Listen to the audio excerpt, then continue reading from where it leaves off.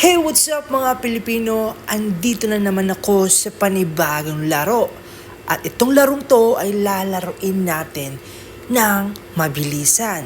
So ito nga palang larong to ay Beat Life. At andito ka sa channel kung saan gusto mong maglaro. Tara! Hindi naman ako YouTuber eh. Basta, naglalaro lang. Ayan. So sa video na to, lalaroin natin itong Beat Life. Kung saan nandito tayo bilang si Gerard Vidal na taga, saan ba to? Spain ba to? Spain. Corona, Spain. So correct na lang po ang aking pronunciation sa Coronia. Coronia ba? Or Corona, hindi ko alam. So yeah. So Gerard Vidal. Ako dito is male. And kita nyo yung stats ko. Happiness ko nasa around 67%. Yung health, 95%. Yung smarts, yung pagkamatalino ko, 100%. Wow, bata pa lang to. Hindi pa siya nagkakaroon ng taon. Siguro mga nasa 6 months pa lang to. Hindi ko alam. And yung looks, 84%. So, ang gagawin lang natin dito, hindi natin gagalawin itong mga nandito sa activities. Hindi natin gagalawin yan. Dito sa relationships, di rin natin gagalawin yan. Yung mother natin si Emilia Vidal, wala tayong tatay, sabihin iniwan tayo. So, sa assets, hindi rin natin ito gagalawin. And then sa infant, hindi rin natin gagalawin yan mga yan.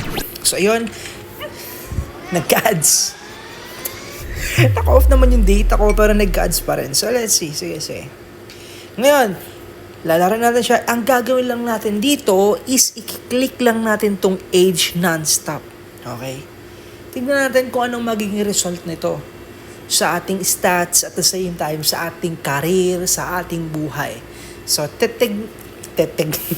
titignan din natin kung hanggang ilang taon lang tayo sa larong ito. Okay? So, without further ado, let's go. Click lang natin, age. Okay, mabilis ang click. Sabi dito, your mother wants to buy you a pet papillon named Grace. So, health, happiness, okay, blah, blah, blah. Okay, sige, yes, I want her. Ayan. Binilhan tayo ng nanay natin ng, aso ba yun? Papillon. Yes, aso. So, yun. Wala pa rin ng tatay. Age, click natin. Ito, a little girl named Carolina wants to become your friend.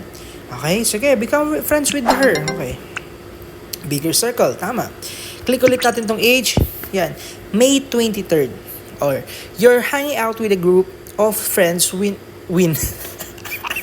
one of them pulls out a sack of candy. She informs you that it is National Taffy Day today and asks which type of taffy you like the most. Hindi ko alam meaning ng taffy, pero sige, which is okay, sige, may din saltwater taffy na lang. Yan.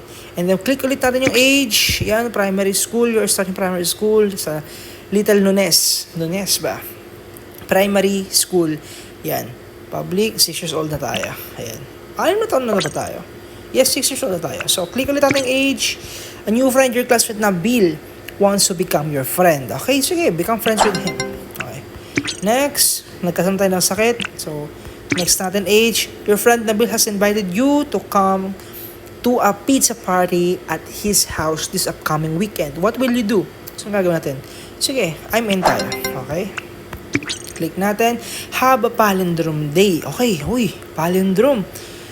Oo nga, no? What will you say? Okay, mind blown. Okay. Wow, sige. Oh, you have an opportunity to have your first kiss with a girl from your class named Aitana Ortega. Okay, sige. Kiss her with that. It is like black and mahi-mahi with... Hindi ko alam yun, pero natatawa ako. So, i-click ang age ulit. Your mother just gave birth. May bago na naman tayong sister. So, ito natin. Itong nanay natin, napakalandi. Sa laro to. Click ulit natin itong age. And then, it's time to go to your first school dance. You are attracted to a girl in your class named Iris Medina. Wait, di ba meron tayong kasama dati? Sige, ask Iris to go. Okay, okay. So basically, malungkot si Carolina. Click ulit ng age. Your classmate Iris tells you. Sugal. Ba't may sugal yan? Iris tells you that she is going to fail your art teacher. Okay, Okay. Sige, cheat off. Okay.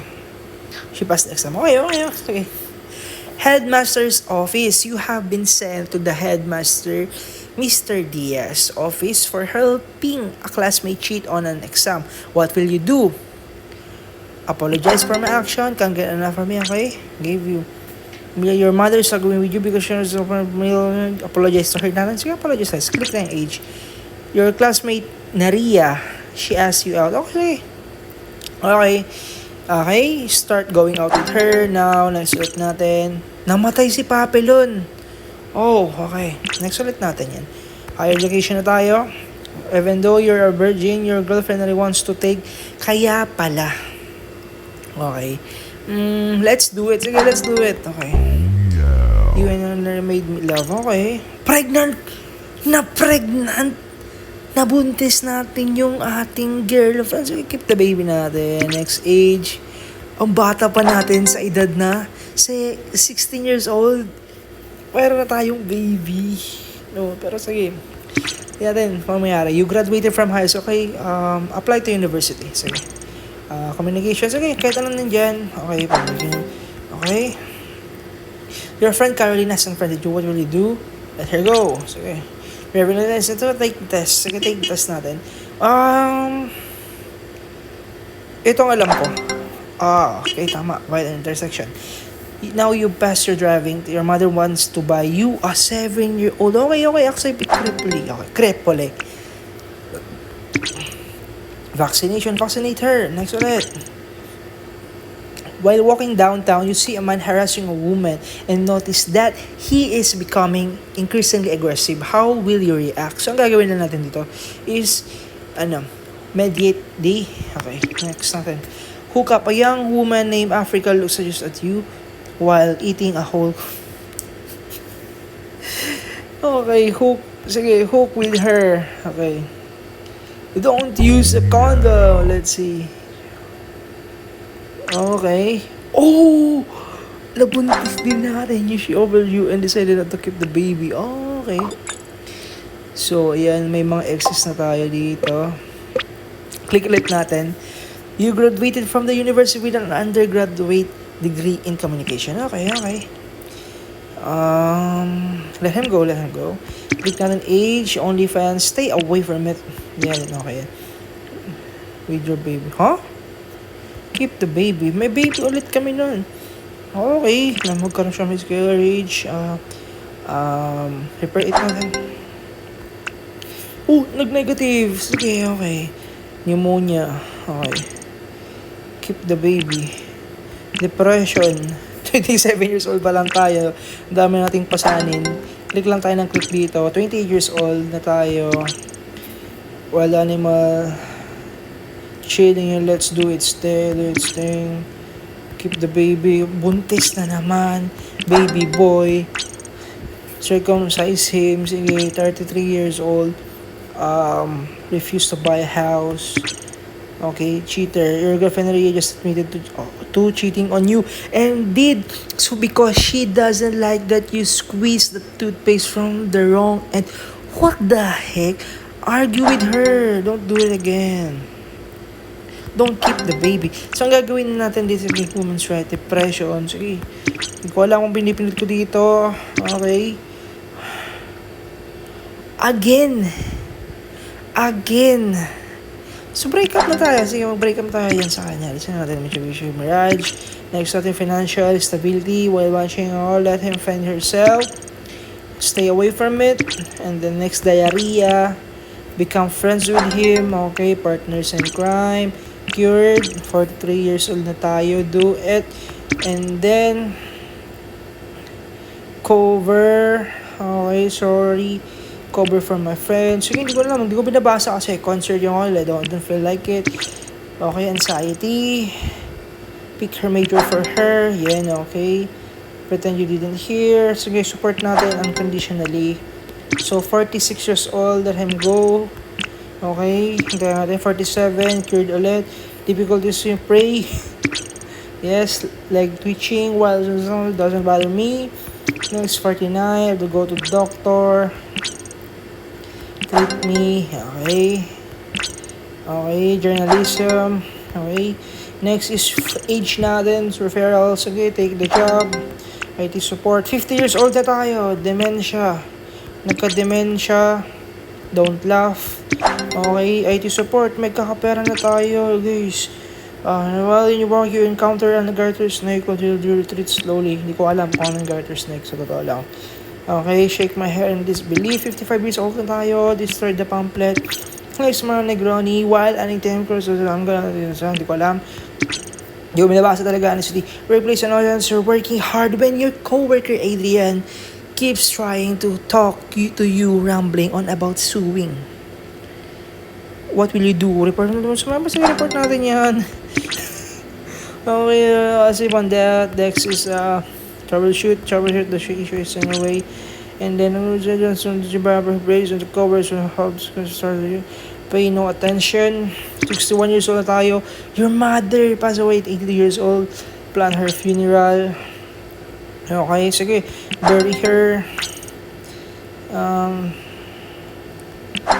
You don't have enough money. Wala tayong pera. So, ang gagawin na natin is donate her body to science. Mayroon kami 80,000 pero may utang pa ako. Uy, may 8,000 na depression. Padagdag ng pera. Cured na. Become friends with him. Check natin kung hanggang saan tayo. Nothing. And then, you don't have to ask me to. Hindi ko alam kung ano yun.